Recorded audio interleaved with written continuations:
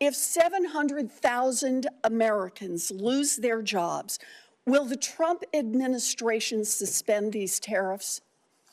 Senator, I think the economists who are making these projections, who often are in favor of fully unfettered free trade, are the same ones who said in the first Trump term that putting tariffs Greer, is something that's going to happen, let me just Senator. stop you there. I'm not asking about projections. I'm asking if the numbers show that 700,000 people have lost their jobs because of these new tariffs that Trump has slapped on. Will the administration reverse course and lift those tariffs? Senator, that's not going to happen. We've lost 5 million manufacturing jobs over the years, which is the number I'm most worried about, and we have to get those jobs back. So I take that as a no. Let me try another one. Moody's says that if the Trump tariffs remain in place, we will definitely plunge into a recession, which will ultimately cost 3.5 million Americans their jobs. So, Ambassador Greer, if Trump's tariffs push 3.5 million people out of work, will the Trump administration reverse course and lift those tariffs? Senator, the Wall Street analysts are wrong. They never want to have any kind of change to the status quo. Right or but wrong. that's who you're quoting to me. So, Ambassador, would the administration reverse course if the president's tariffs caused a 50% stock market crash, which would hurt Americans' retirement savings even more than they've been hurt in the last 10 days or so? Senator, the fundamentals of the economy are so strong. We had 228,000 jobs last month.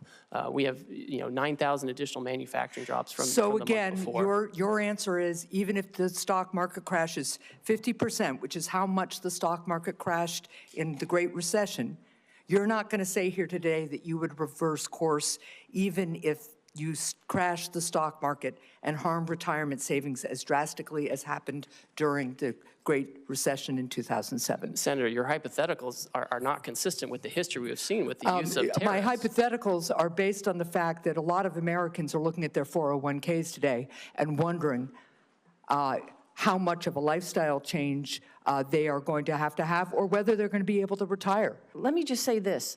I'm kind of offended by your testimony today that says we must accept self-inflicted economic pain, and I quote you by saying, to become an economy based on producing real goods and services. What does that mean? What does that mean to my service industry and every service industry across this country that relies on tourism and travel?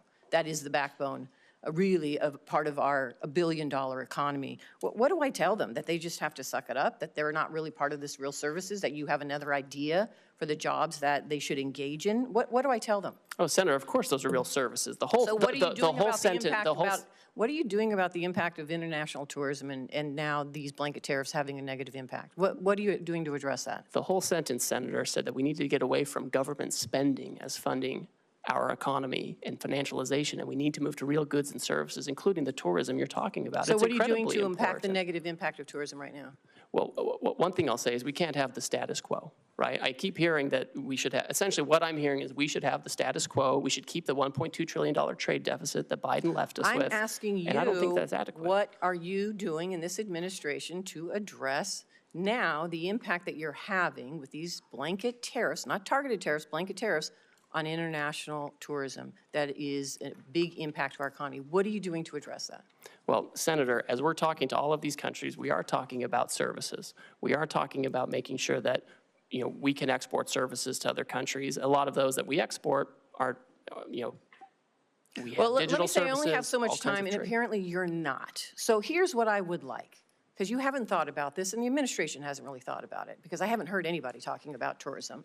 So why don't you come talk to me in my office, and let's talk about and put a plan together, because these blanket tariffs are having an impact on tourism in my state and across the country. I represent the success of what innovation and trade gets you. But you're coming here this morning with this not only tanking of the market and 401s, now you're coming here telling me that tariff is the tool. And I'm telling you innovation is the tool. You're telling us in your testimony you want a tariff on semiconductors.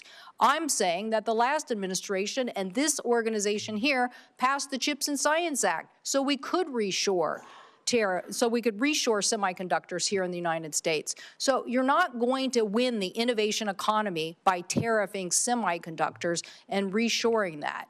I don't know what you think. I'm not trying to get the semiconductor. I want to lead on next generation semiconductor manufacturing because I'm pretty sure I'm sitting next to the Intel ranking member here who's going to tell me if we don't lead on semiconductor manufacturing and semiconductor next generation technology, then we're not going to be leading in defense or in AI or in anything. So I want to innovate my way to that future, and I want to use the alliance power of different countries to force China and other people to follow us instead of this berating of the American consumer who has to pay the price for this policy.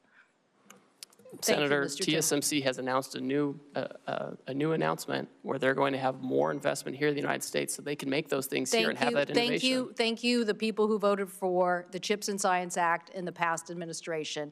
Thank you for that. We are going to lead on innovation despite this administration.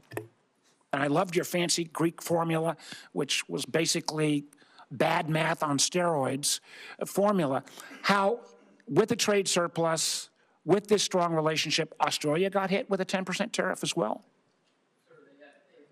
Senator, Australia has the lowest rate available under the new program. They ban, imports of American beef and pork. Ambassador, excuse me.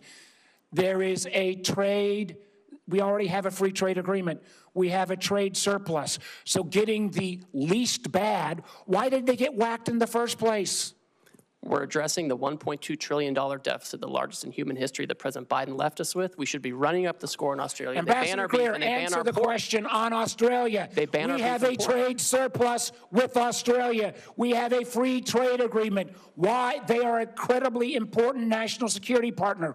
Why were they whacked with a tariff? Senator, despite the agreement, they ban our beef, they ban our pork, they're getting ready to impose measures on our digital companies. With your Greek letter formula, the fact that we have a trade surplus. We have a global tariff on everyone. We're trying to address the $1.2 trillion deficit that Biden left us with. I think that answer, sir, you're a much smarter person than that answer.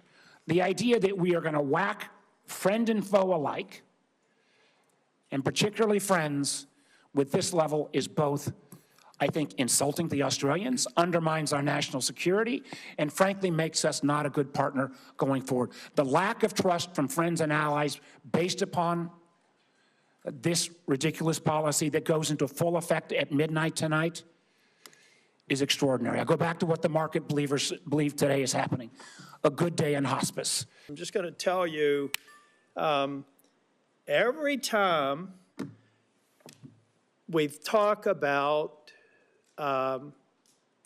people having patience, we need to understand that the founding fathers made damn sure that that patience was never more than about 14 months, really. Everything that we need to do to know what the political environment is going to be about next year, it's going to be done by February of next year. So in your mind, do you believe that over the course of the next 14 months, we're going to have a level of certainty, and the people in the trailer park that I grew up in who are going to bear the brunt of some of these short-term cost increases, maybe some job displacement for a period of time, how are they going to be feeling Groundhog Day 2027 or 2026? Do we feel like the majority of this will be resolved? And I'll be able to thank whoever thought that the alla prima approach was a good idea, because that's about the timeline we've got to work with. Well, Senator, these people who voted for the president, is the same situation I grew up in, you know that. I agree, but let me just finish here because I don't want to get in the way of my colleagues. Yes. I'll be 65 in August. Every day, 11,400 people celebrate their 65th birthday. That's 4 million a year. So there, let's say from 60 to 65, people look at their 401k statements. They did vote for President Trump. They voted for me. I hope that they will again in both cases. Well, maybe not the president, but I intend to run for re-election. I'm just trying to figure out if they're going to feel good about this, because a long-term play in American politics and a long-term play in American policy, public policy formation, is about 12 months from the beginning of an administration. I wish you well, but I am skeptical. Do you agree with what the president said about these tariffs in that people are going to have to feel a little pain? That's my question. If we have companies that feel pain because they're adjusting their supply chains, have more American product made by American workers, that's an adjustment we have to make to prepare for the future. We can't keep doing the same thing we always did. And if companies are having trouble adjusting their supply chains, which I'm very sensitive to, this is something that we have to deal with. We can't do nothing for 4 years like we saw under Biden, where there was just nothing going on trade. Let me We ask have the to question act. a little differently. Yes or no? Do you agree with President Trump when he said families are going to have to feel a little pain? Of course, I agree with the president. Thank you very much. But I expect that the Look, jobs we econ- see for Mr. Greer, I manufacturing is appreciate- going to far I'm short outweigh on time, anything. sir. The idea that if somebody is not trading fairly with us, if they're not giving us fair markets, then we need to have a strategy to go after that. But yet this is a blanket approach.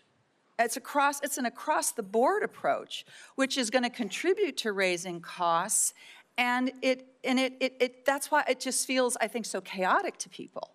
Well, the trade deficit is a global issue. So you can't, if you're trying to get the trade deficit, you can't just pick one or two countries and say, we're going to do this and become Swiss cheese. Like that would not be coherent. What's coherent has a global approach to what's a global issue, to take these countries, country by country, figure out how we can address our trade deficit with them and address trade market barriers with them. And that's the right approach. And that's what's happening. That's what the president's directed. But I mean, as Senator Warner was pointing out, I guess it's a floor, you could call it, a 10% tariff, even with countries where we have a trade surplus. And by the way, this formula that the administration used to assign this so-called reciprocal tariff it just seems so arbitrary. I mean, where did that formula come from? It's straightforward and it's common sense. It came from White House economists, and they proposed that looking at a country's trade deficit is a good approximation of the net effect of the unfairness, of the higher tariff rates, the higher trade barriers, the unfair trade practices, the dumping, the subsidies, all of that. And that's how you can capture that. Well, so would you adapt that because it's based on 1 year, and of course, trade surpluses, deficits can vary quite a bit from year to year. Would your plan be to change it if you get new yearly data? And then that would suggest, I guess, that the tariffs would be in place for a long time. Well, we need to assess. Again, I think it becomes country by country. We have the baseline 10% to make sure there's no arbitraging of different jurisdictions. And all these countries that are subject to the highest rates, most of them have already come to talk to us about how to get it down. I mean, we have to take this step by step.